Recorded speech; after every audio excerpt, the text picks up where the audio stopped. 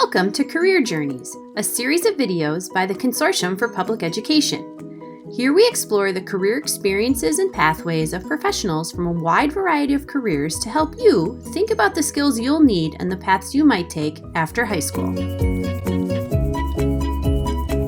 I'm Gina Barrett, a program director at the Consortium for Public Education. Today I'm here with Guido Girimonti, a land manager for Allegheny Land Trust. But also, for almost the past 40 years, Guido has been a firefighter and paramedic instructor. Guido, thank you for being with us today. My pleasure. I'd like to start off by having you kind of introduce yourself by telling us, what does a land manager do? Well, first of all, the Allegheny Land Trust has properties that we make sure they'll never be developed. So a land manager is pretty much in charge of logistics or supplies and just doing a lot of jobs with a lot of hats to wear. Sometimes I'm doing customer service, sometimes I'm cutting some grass, sometimes I'm hiking trails. I mean, it's a wide variety of what you have to do, and I enjoy every minute of it. What is a normal day like for you? And I know you just touched on that, but if you could expand a little bit more about, are you in the office some days? Are you always outside? It sounds like you don't have a normal day, which many people that appeals to. During the pandemic, when everybody says you can't go to the office, the woods is my office. The other day, I set fence posts for a blueberry patch around one of the farms we have. Then I went out and met with some trail hikers on different trails, posted some signs, and got ready for the next day with supplies for another employee that they needed for a project they were doing. And that's all in 4 hours. Because of your extensive experience with firefighting and paramedic, did you want to talk a little bit about that as well? I started in the fire department, volunteer fire service around 1981. And then I went on, became an EMT, became a medic. And then in 1999, I was blessed to be hired by the airport as the aircraft rescue firefighter. And that's where I became an instructor because I enjoy talking, I enjoy interactions with people. And we were responsible for the medical and the fires and whatever inspections on the airport. And I did that for 20 years. Why are you good at what you do? What are some of the traits that really started to tell you that this looked like a career that you could be interested in? That's simple. It deals with a lot of people. You know, I'm a people person. I'm an outgoing person. If you read my email on the bottom, I say, look past yourself, make a stranger smile today. And that's what I try to do. I mean, I enjoy customer service. And of course, with the firefighting portion of it, I enjoy the adrenaline. I enjoy that, you never know what's going to happen being a firefighter or a paramedic. And, 2 minutes you can be watching TV, 2 minutes later, you're fighting a fire. And that's what I enjoy the most. If you're interested in looking at a career like this, how did you make that leap basically from what you did before for almost 40 years to what you're doing now? And maybe, talk a little bit separately about if you're interested in becoming a firefighter or paramedic, you should maybe be looking at this. But then if you could also kind of segue and to let us know how you got to where you are right now. Okay, if you want to go into firefighting, the jobs are there. There's volunteer services. It depends how involved you want to get. At the age of 16, you can take your EMT class.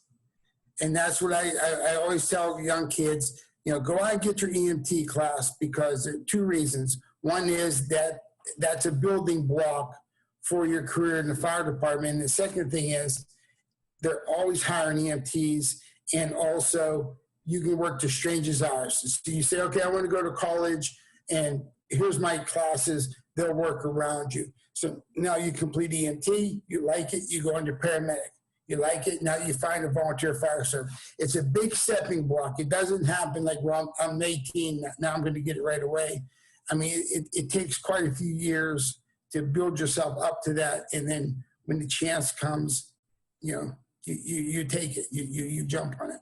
And where do you go to take that test? Where do you start? Okay, so the part of the test is you do a written test, and then you do a physical agility test, and then they want to see all your certificates.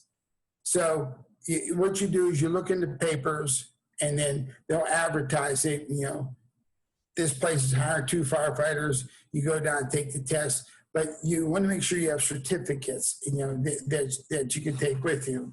How did you make the leap from going to what you were doing for almost 40 years to being the land manager at Allegheny Land Trust? I worked for Allegheny County when I was a firefighter at the airport, and my retirement was due, and Allegheny Land Trust was advertising this job, and I had 3 people call me and say, "Hey, read this job. There's everything on there except your name." Everything I've done over my life, it just seemed to fall right in place there, and I applied, and then I got the job. So it sounds like you had a network too. You've built up a network over the years that the people knew when they heard this sounded like you. So you did have you cast a wide shadow for what you had done during the years to really know what you could head into.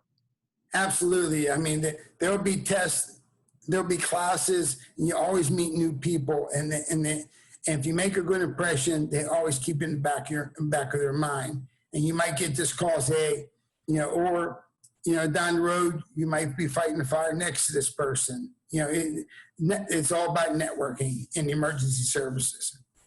What should students know right now if they're watching this and they're thinking, wow, this sounds like something that would be interesting for me? What do you think that they could be doing to prepare for something like you are doing right now? We'll address the firefighter first. First, keep yourself in real good shape. And that's what, the agility test is tough, but just keep yourself in shape. And I'm not saying you have to be some big muscle guy or woman. You just have to be in shape to do this. And again, take those civil service tests online, somewhere else. Also, if you can, volunteer at the local fire department. There's a lot of knowledge there. A lot of us instructors are still there. And, learn from them. Now, in the land manager portion of it, there's a lot of answers to that one. When I'm out in the field, I'm the first one there. So I have to make the best impression for, and learn how to do things. I mean, learn, run a chainsaw, have somebody help you. Just, you get a job tomorrow. We'll just say any job. And you're working this job, and they give you the opportunity to learn something else. Learn as much as you can. I learned how to drive a tractor trailer. I'll never be a tractor trailer driver, but I had it because the opportunity was there. Never, ever let down with your opportunities. Do you have any closing advice for anyone? Be patient, one step at a time, it'll come to you. It's like you want to buy something and you have no money in your pocket because you didn't go to school or you didn't get a further education or you didn't do this.